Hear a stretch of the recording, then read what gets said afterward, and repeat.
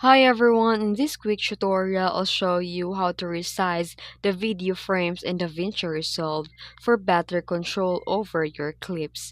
So let's jump in. First click on the Inspector tab, then scroll down to Retime and Scaling. Double click to expand the options. Then from the Scaling drop down, you'll see the four options, but these provide a limited control. For the better precision, go up to the zoom section. Here you can adjust the frame size directly. If you need an independent control over the width and the height, click the link icon to unlock the aspect ratio. These allow you to modify the X and Y position separately. And that's it. Now you have a full control over resizing the video frames in DaVinci Resolve. If this video helped you, don't forget to like and subscribe and hit the bell icon for more editing tips.